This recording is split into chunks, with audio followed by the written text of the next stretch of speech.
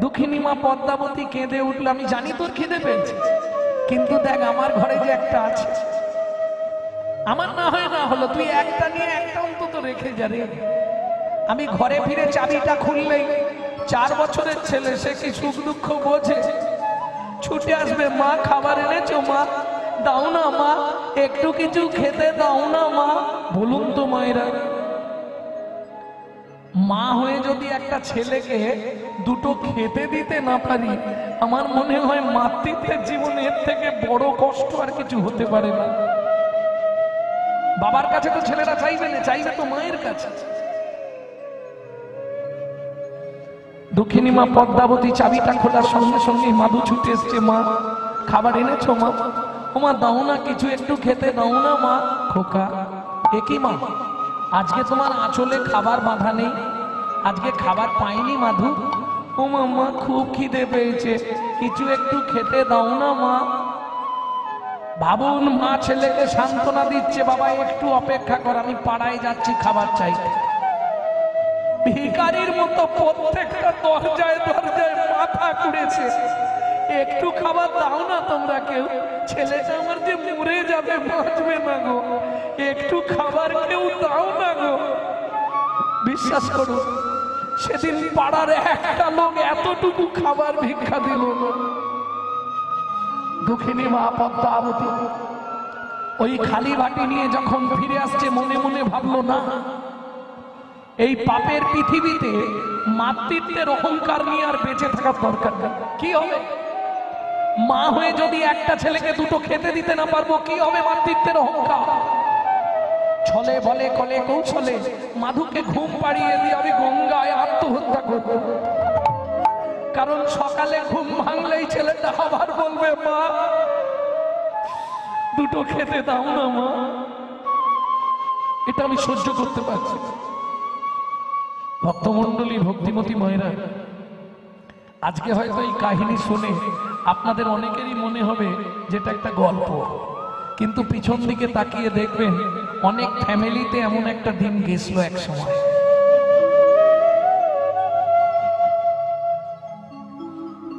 আপনারা অবাক হয়ে যাবেন, আমার নিজের জীবনেই এমন একটা দিন গেছে। বিশ্বাস করবে কেউ? কেউ বিশ্বাস করবে না। মা পাড়া থেকে ফ্যান চেয়ে এনে লবণ দিয়ে গুলে দিত, আমি খেয়ে স্কুল যেতাম। আমার লাইফ আজকে হয়তো আপনাদের কৃপা, মহাপ্রভুর করুণায় একটা জায়গায় চলে গেছি। যাই হোক, তবু কোনোদিন ভাঙিনি, ওইভাবেই চালিয়ে গেছি জীবন যুদ্ধ। কেন? ভ্রমিতে ভ্রমিতে কোনো ভাগ্যবান জীব গুরু কৃষ্ণ প্রসাদে পায় ভক্তিলতা বীজ। একদিন তো কৃপা তুমি করবে, তাই না? মুচি মুচি প্রত্যেকদিন জুতো সারে, আর ওই যতগুলো জুতোতে ছুঁচ ফোটায় ততবার কৃষ্ণ নাম করে। তার নারদ মুনি পাশ দিয়ে যাচ্ছে, বলে, ও মুনি শোনো শোনো, তোমার জুতোটা সেরে দে। নারদ বলে, আমার পায়ে জুতোই নেই, আর কোথায় সারবে? তুমি কোথায় যাচ্ছ? প্রভুর কাছে। বলে, হ্যাঁ প্রভুর কাছে। মুনি একটা উপকার করবে কি? প্রভুকে একটা জিজ্ঞেস করবে কি, কতদিনে আমার সঙ্গে প্রভু সাক্ষাৎ হবে? এইটা আমি জেনে আসছি, কালকে তোমায় বলে দেবো, বলে যেও কিন্তু মুনি। নারদ চলে গেছে। নারায়ণের সঙ্গে কথা হতে হতে নারদ জিজ্ঞেস করছে, তা নারায়ণ বলছে, ও তো তেঁতুল গাছের তলায় বসে থাকি, যতগুলো তেঁতুল পাতা আছে তত জনম পরও আমাকে পেয়ে যাবে। এটা বলে গাছে যত, বুঝলেন না কথাটা? যত তেঁতুল পাতা আছে অতগুলো জনম পরও আমাকে পাবে। তা নারদ মুনি ফিরেছে, ও তো ওই জুতো ফুটাচ্ছে, নাম করছে, ও নারদ মুনি শোনো শোনো, ভগবান কি বললো? বললে পাবে। কবে? এই গাছে যত তেঁতুল পাতা আছে তত জনম পর তুমি ভগবানকে পাবে। চিৎকার করে সব ফেলে দিয়ে নাচতে শুরু করে দিয়েছে। নারদ বলে, তুমি বুঝলে না, যত তেঁতুল পাতা আছে তত জনম পর পাবো। বলে, নাচছি সে কারণে নয়, পাবো তো। ভগবান তো বলেনে পাবে না, পাবো তো বলেছে। গুরু কৃষ্ণ প্রসাদে পায় ভক্তিলতা বীজ, লেগে থাকো কৃপা হয়ে যাবে। আমি আমাকে দিয়ে বিচার করে বলছি, বিশ্বাস করুন। এখন আমার বাড়িতে ঢুকতে গেলে সামনেই 35-40 ফুট হাইতে রাধা গোবিন্দ মন্দির। মহাপ্রভু কৃপা ছাড়া কি হয়? যার ঘর দিয়ে যতক্ষণ জল হতো ততক্ষণ জল পড়তো, মা ফ্যান চেয়ে আনতো, নুন দিয়ে গুলে দিত, স্কুল যেতাম খেয়ে। কি এমনি হয় কৃপা ছাড়া বলো তো? দাস বংশী কহে ভজিলেই ভজন নহে, গুরু কৃপা ভজনের মূল। তা মা খালি বাটি হাতে ফিরছে, মাধু তো 4 বছরের ছেলে, তার কি জ্ঞান আছে? ছুটে এসছে, মা খাবার এনেছো? মা, ও মা খাবার শুধু খাই আর খাই, মরতে পারিস না? ও মা খুব খিদে পেয়েছে, একটু কিছু খেতে নাও না মা। আয় মাধু, কোলে আয়, আরে আয় কোলে আয়। কোলে নিয়েছে, মায়ের চাকা শুইয়ে দিয়ে মাথায় হাত দিয়েছে, বাবা জল একটু খেয়ে ঘুমিয়ে যা।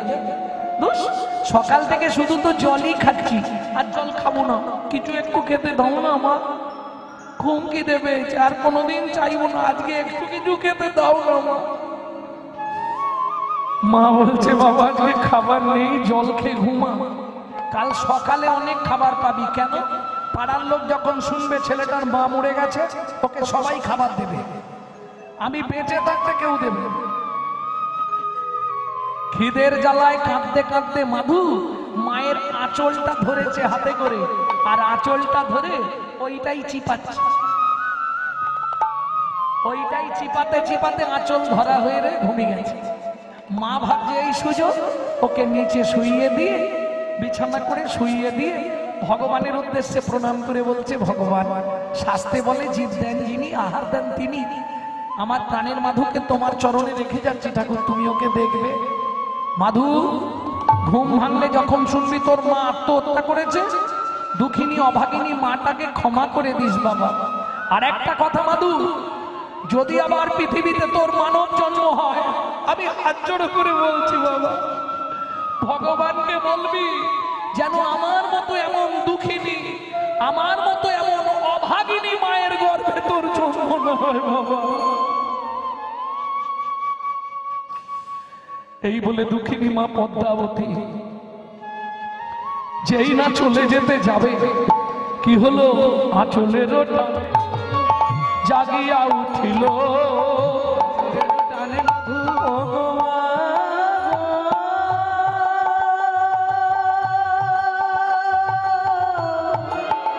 যেও না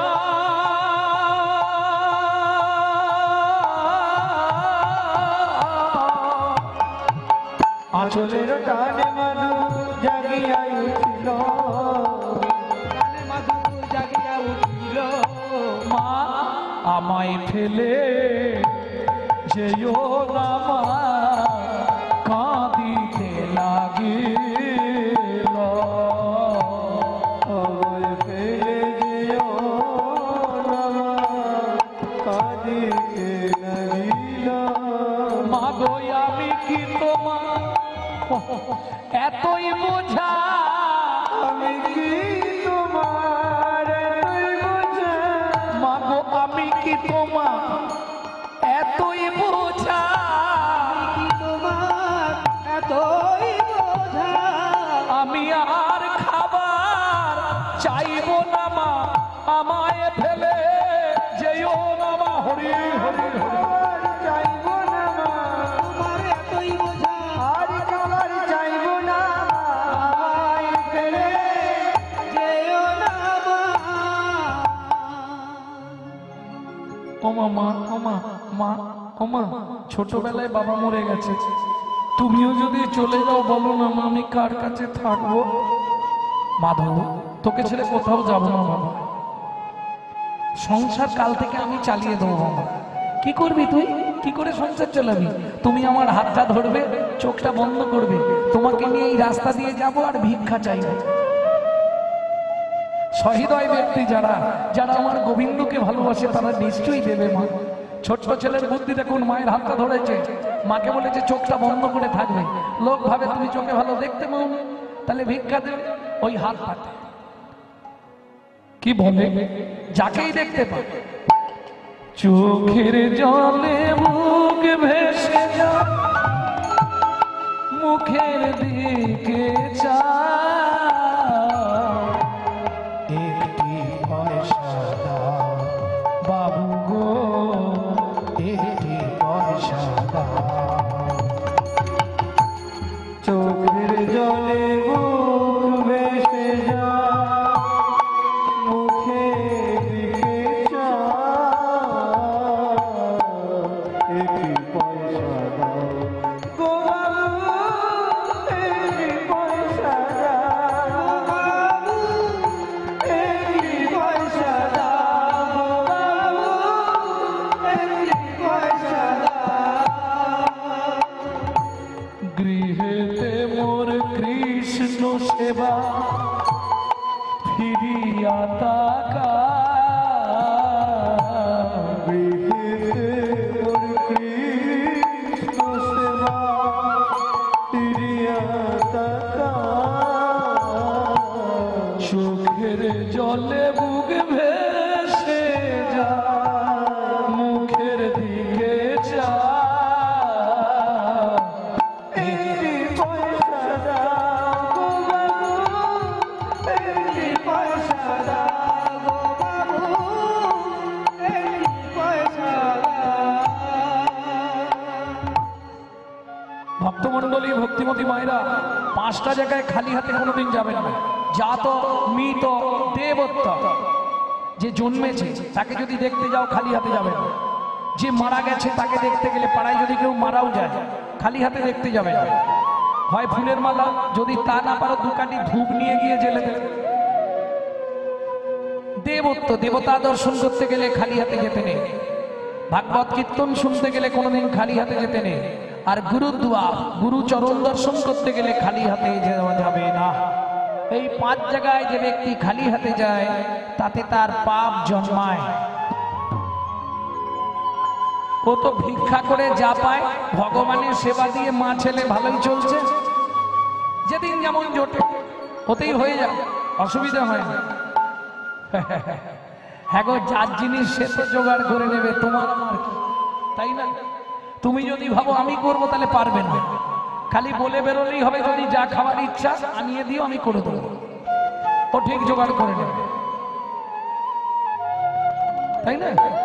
মহাপ্রভু সকালবেলা উঠে মাকে বলছে, মা যেন আজকে একটু দুধ লাউ খাবার ইচ্ছা হয়েছিল। খানিকক্ষণ পরে সিদ্ধার্থ ঠাকুর দুধ আর লাউ নিয়ে চলে এসছে। তোমাকে কি বলেছে? বলে না না, আমি মন থেকেই নিয়ে এলাম, প্রভু দুধ লাউ ভালোবাসে। তার যেটা ইচ্ছা হবে তোমাকে চিন্তা করতে হবে, সে ঠিক জোগাড় করে দেবে। ভক্তমণ্ডলী, ভক্তিমতী মায়েরা, এইবার চলুন, প্রত্যেকটা জিনিসের সাইড এফেক্ট আছে। আপনি যদি প্রত্যেক দিন, ওই যারা ছোটবেলা থেকে স্মোক করে, কি বলে ওটাকে, বিড়ি বিড়ি বিড়ি খায় না, ছোটবেলা থেকে বিড়ি টিড়ি খায়, ওদের দেখবেন বুড়ো বয়সে কি একটা নিদেনের কাশি শুরু হয়।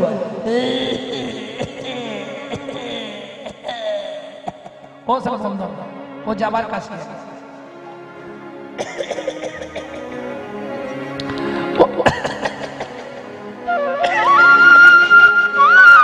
ও থামবে না, শুরু হবে। দেখবে শাস্ত্র বলছে, যে ব্যক্তি 365 দিন মাংস খায় তার চলাফেরা কথাবার্তা হবে আসুরিক মনোভাব, অসুরের মতো।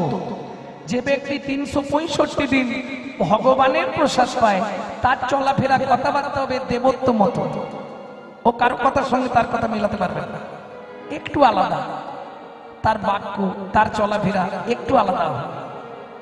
ভক্তমণ্ডলী, ভক্তিমতী মায়েরা, ভগবানকে ভোগ লাগিয়ে মা ছেলে প্রসাদ পায়। কতদিন গেল, কতদিন কাণ্ড এইভাবে।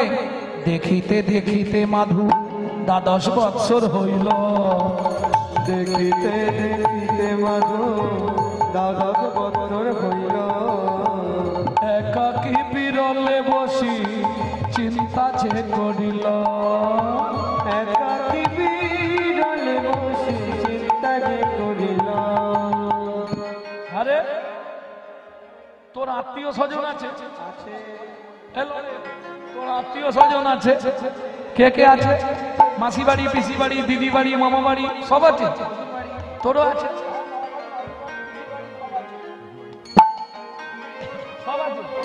আমি যখনই মাকে বলি মা আমার কি আত্মীয় আছে, মা কিচ্ছু বলেনি জানিস।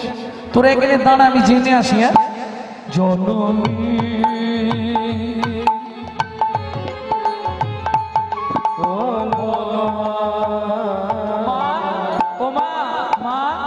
কে ভাই আমি, কে ভাই আমার একান্ত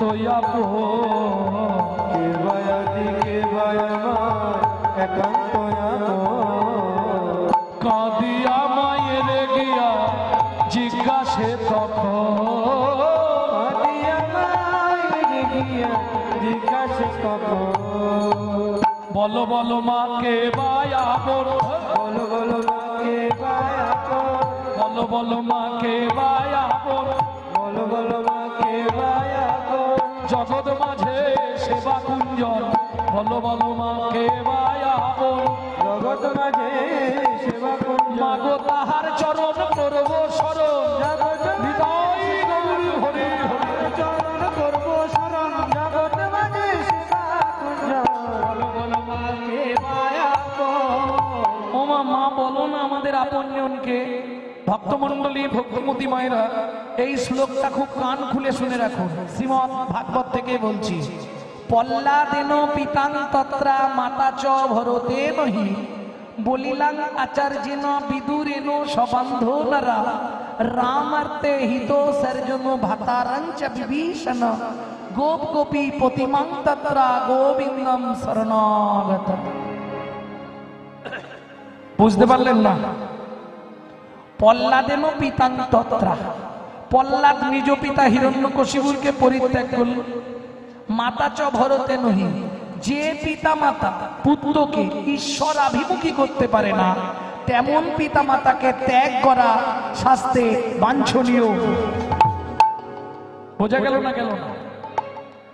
যে মা বাবা ছেলে মেয়েদের ধর্মের পথে বাধা দেয়, তেমন মা বাবাকে ত্যাগ করলে কোনো পাপ হয় না, বরং পুণ্য সঞ্চার হয়। যে গুরু শিষ্যকে জগৎগুরুর সম্মান দিতে পারে না, তেমন গুরুকে ত্যাগ করা শাস্তে বাঞ্ছনীয়। বোঝা গেল না? বোঝা গেল না? হরি বল। কোন গুরুদেব থাকলে গালাগালি পারবে গো।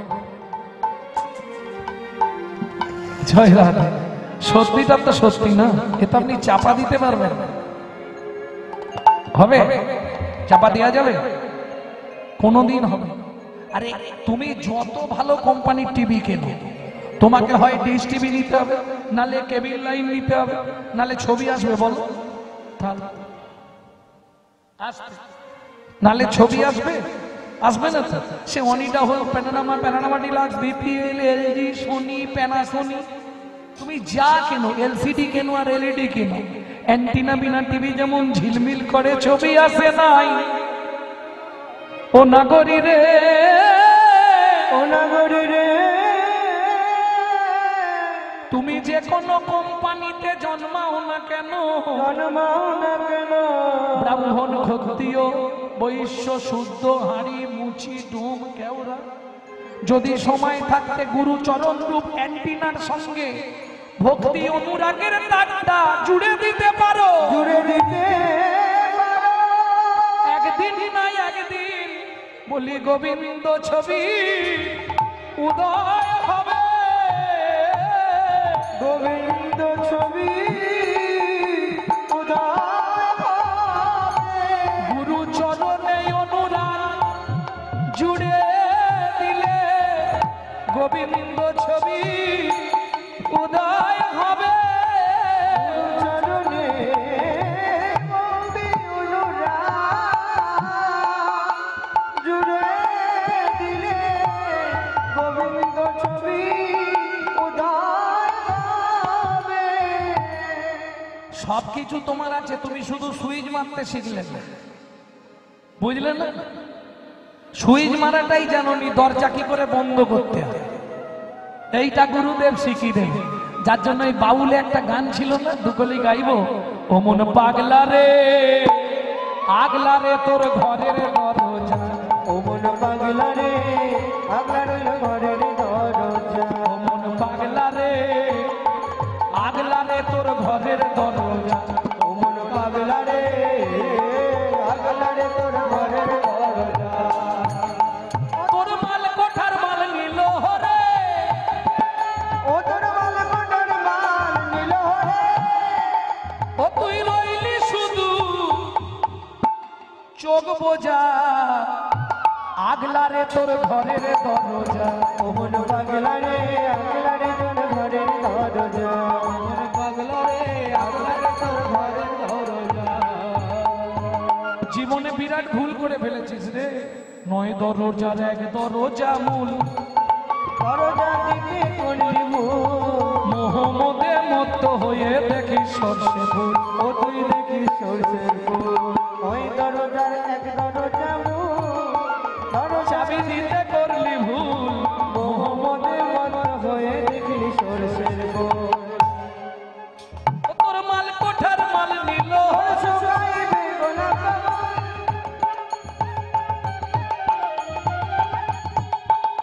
তুই রইলি শুধু চোখ বোঝা আলগা রইল ঘরের দরজা ও মন পাগলা রে তোর ঘরের দরজা ও মন পাগলা রে তোর ঘরের দরজা এখনো সময় আছে কেন বললাম সুইচ মারতে শিখলেন এই যে এত বড় অনুষ্ঠানটা চলছে না জিজ্ঞেস করুন এই ইলেকট্রিক ম্যানেরা বলতে পারবে এত বড় অনুষ্ঠানটা নির্ভর করে আছে সরু চুলের মতো একটা তার নাম গুরু ফিউজ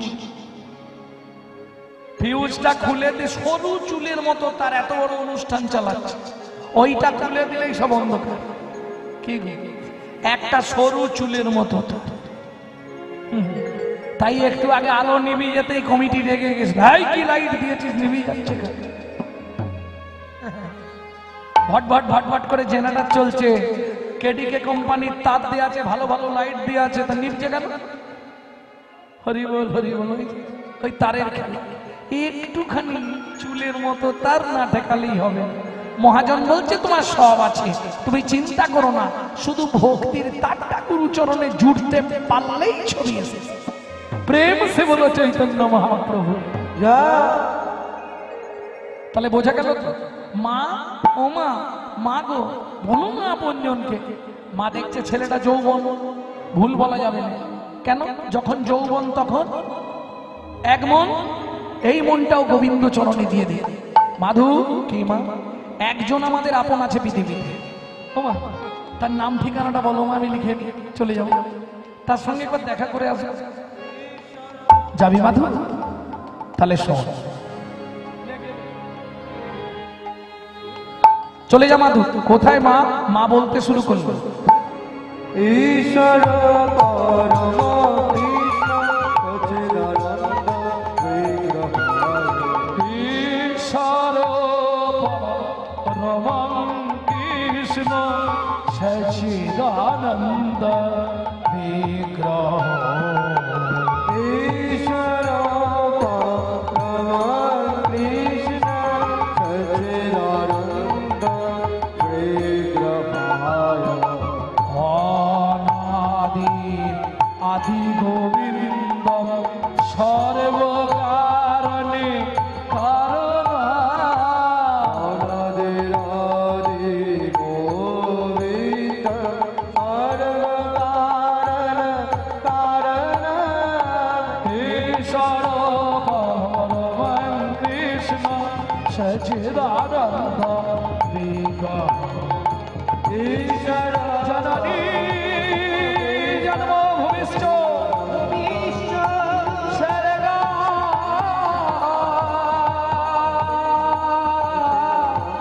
স্বর্গদপি গরীয়সি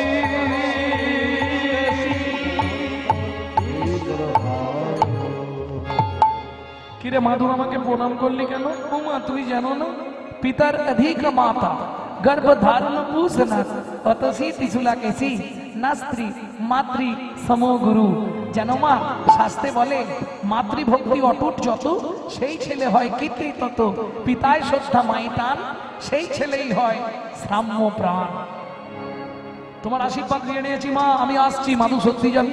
যাবো। সত্যি চলে যাবি? যাবো বলছি তো। যতদিন সত্যের সন্ধান না পাবি, যতদিন আত্মতত্ত্ব জানতে না পারবি, ততদিন তোর ওই পাপ পতনটা আমাকে দর্শন করাবি না। আর কত দূর বলো হে ঠাকুর তোমার মধুর শান্তি। বলেনি এই গানটি আমার ঠাকুমা 101 বছর বয়সে মৃত্যুর ঠিক 3 মাস আগে এই গানটা আমায় লিখে দিয়ে গেছে। এটা আমার ঠাকুমার গান। আর কত দূর বলো হে ঠাকুর তোমার মধুর শান্তি ধাম। আর কত দূর বলো হে ঠাকুর তোমার মধুর শান্তি ধাম। এ দুর্গম পথে চলিতে চলিতে, দুর্গম পথে চলিতে চলিতে অবসান মন দেহ প্রাণ। বলো হে ঠাকুর তোমার মধুর শান্তি ধাম। আর কত দূর বলো হে ঠাকুর তোমার মধুর শান্তি ধাম। আপন বলিতে ভাবে। ও মদনদা কোথা গেছে গো? আপন বলিতে ভাবে ছিল যারা, দাগা দিয়ে বুকে চলে গেল তারা। আপন বলিতে ভেবেছিল যারা, দাগা দিয়ে বুকে চলে গেল তারা। আপন বলিতে ভবে ছিল যারা, দাগা দিয়ে বুকে চলে গেল তারা। আপন বলিতে ছিল যারা, দাগা দিয়ে চলে গেল তারা। জড়া ব্যাধিগ্রস্ত হয়ে বুদ্ধিহারা, জড়া ব্যাধিগ্রস্ত হয়ে বুদ্ধিহারা। এ পথে চলার তো নাই বিরা। আর কত দূর বলো হে ঠাকুর তোমার মধুর শান্তি ধাম। আর কত দূর বলো হে ঠাকুর তোমার মধুর শান্তি ধাম। এসে পৌঁছালো কোথায়? পুরীর মন্দিরের একটু আগে, 2 কিলো 2.5 কিলোমিটার আগে পিপুল বৃক্ষের তলায়। অনাহারে অনিদ্রায় 7 দিন 7 রাত্রি নাম করছে। ওই নাম করে চলেছে। 7 দিনের দিন গভীর রাত্রিতে জগন্নাথ ঘরণী নিজ লোক, জগন্নাথ ঘরণী লক্ষ্মীকে ডেকে জগন্নাথ বললেন, লক্ষ্মী প্রভু আগামীকাল একাদশী, 7 দিন 7 রাত ভক্ত অনাহারে অনিদ্রায়, আমাকে নিবেদিত 11 ভরি সোনার থালার ভোগ প্রসাদ আজ রাতে মাথায় করে নিয়ে গিয়ে পিপুল বৃক্ষের তলায় ভক্তের সেবা করিয়ে এসো। যাও, কাল একাদশী, নালে ভক্ত প্রাণে বাঁচবে না। জগন্নাথ আদেশে জগন্নাথ ঘরণী মা লক্ষ্মী জগন্নাথের নিবেদিত 11 ভরি সোনার থালার ভোগ প্রসাদ মাথায় করে নিয়ে আসছে পিপুল বৃক্ষের তলায়। মজা দেখুন। তুই আমার কথা ভাবলে আমি তোর কথা ভাববো।